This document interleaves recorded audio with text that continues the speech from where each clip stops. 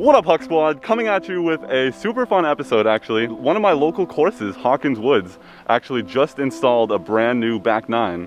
And they've been up and running for about 2 years now, maybe 3 years for the front nine, probably 2 years.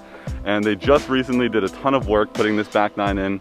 All the baskets are installed. Not every T-pad is installed yet, so we are still throwing off of some dirt T-pads here. There is a lot of potential in this back nine. There's a couple shots that are a little bit longer than the shots that you would see on the front nine, and there's a couple par fours here on the back nine.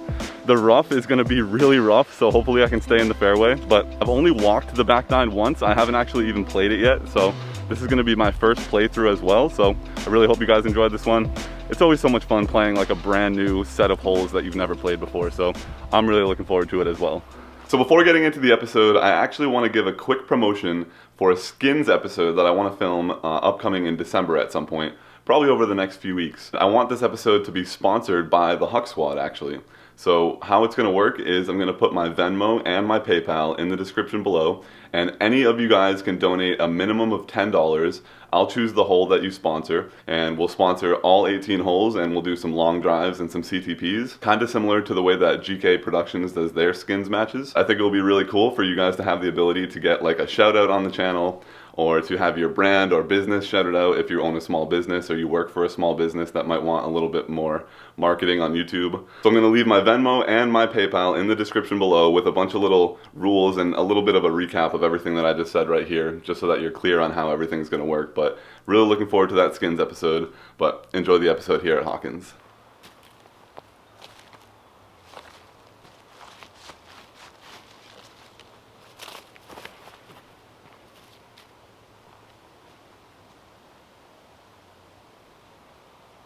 That should actually be like Circle's Edge. That's nice.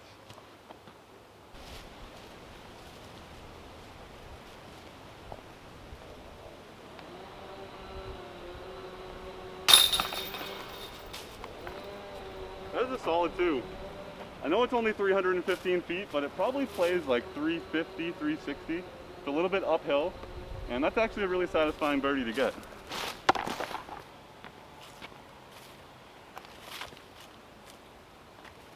Alright, so this one seems to be a really tight flick shot up the middle gap there, but I see there's some air up and to the left.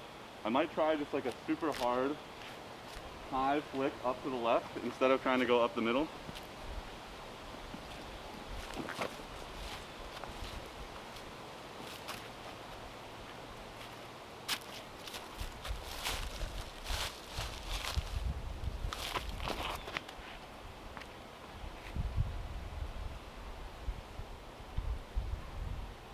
So it actually worked out pretty well. I might be a little short, but I think that line is a little more open for me than trying to go up the middle there.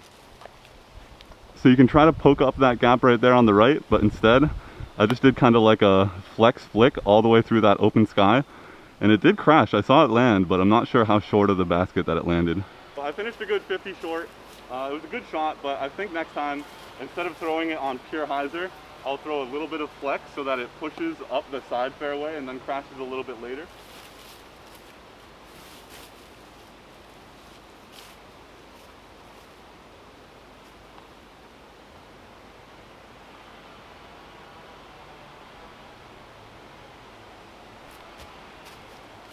Oh, not a bad bid.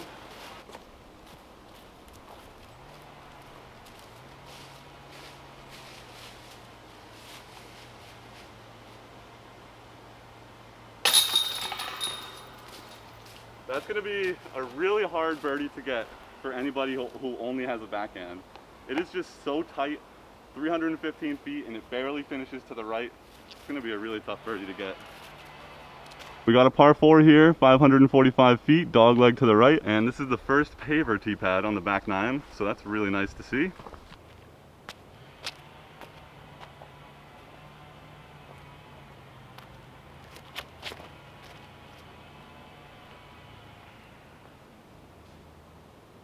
So that could be a little short and pinched to the right, but I'm really not sure. I'm exactly at the corner of the dog leg, and you can see the basket. Probably a good 320, 350 feet all the way down there, so that second fairway is definitely still really far.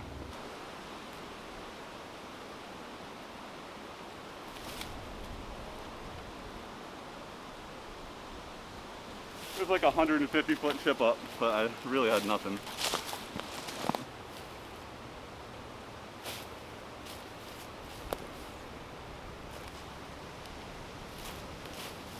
A little too straight, but that should be an easy putt.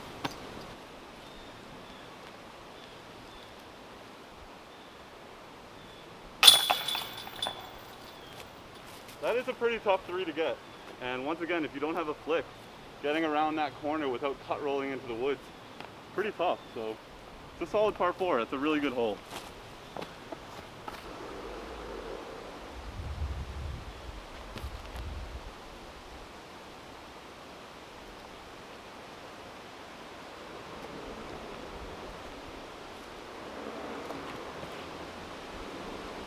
Turn.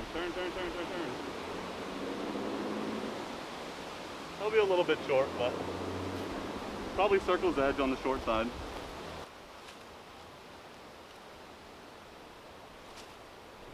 Get up.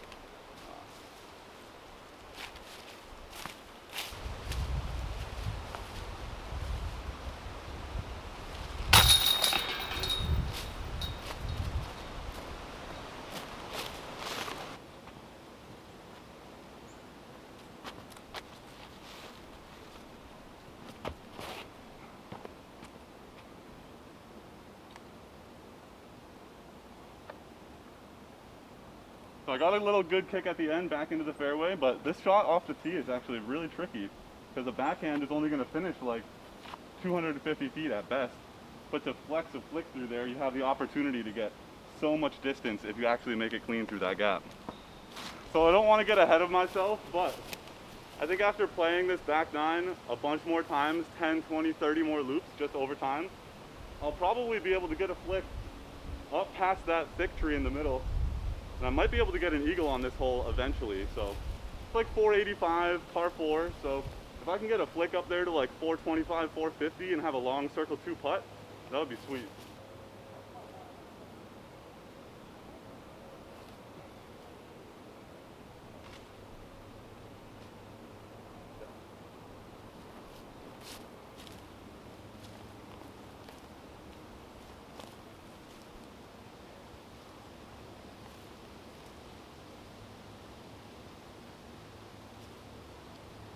Nice.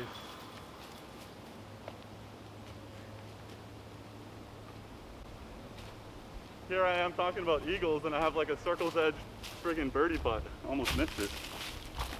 I like the little natural circle that they made here. I know it's much more inside of circle 1, but it's just visually appealing. That looks really cool.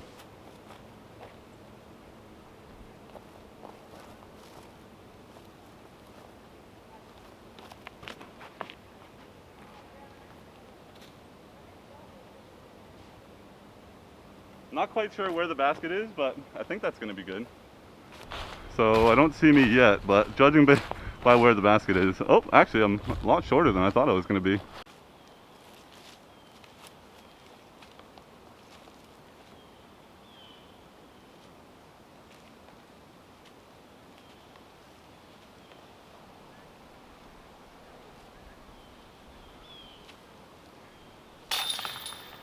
Nice. I thought I was going to be a lot closer because I hyzered in like with some good speed, but must have got hung up. Come on, people. Come on, the course isn't even like a thing and people are already leaving trash out here. Come on.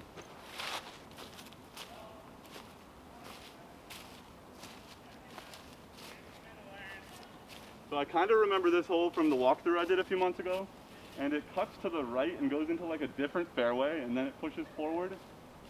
So I think it's just like a little dunky flick to get there. It's a par 3, but honestly right now in the situation that it's in, there's almost no line that you can attack to get a birdie on it. So I feel like it's one of those par 3s that's a good 3 to get. I'm gonna go MD5.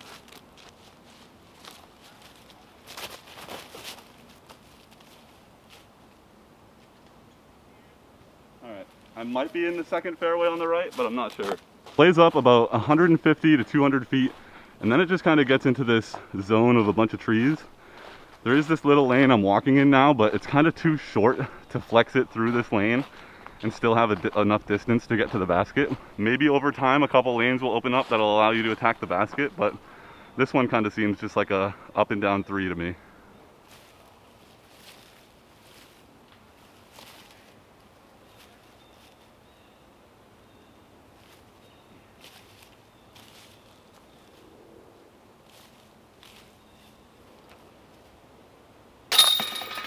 Yeah, it'd be really hard to get yourself in position to get a birdie putt on this hole in the state that it's currently in. Also, hole 8 on the normal 9 is literally right there. So, kind of plays right back to the beginning.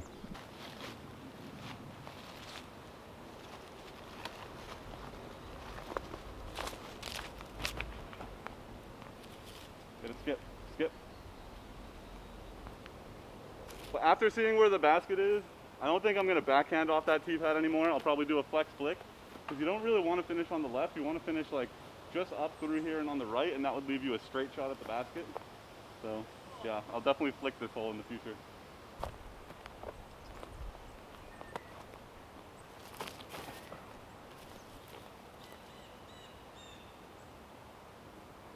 That might actually be good. I'm not sure how far past the gap it is, but I put some good steam on it. So let's see, it's probably going to be inside the circle, I hope so. Wow, look at that. Just barely went past the basket. That was such a money shot. Perfect angle.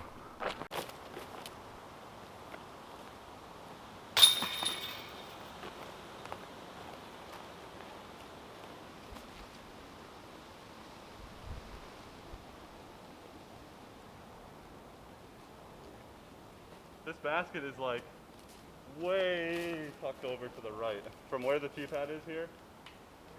I don't even know. It's probably going to have to be a big, huge backhand turnover shot that never comes back, that finishes to the right.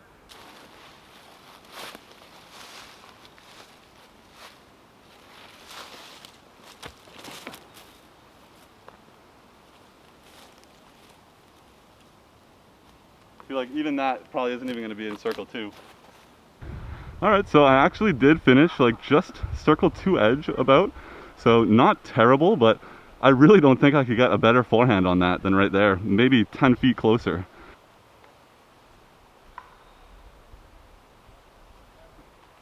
Drop. Oh, that actually had a chance.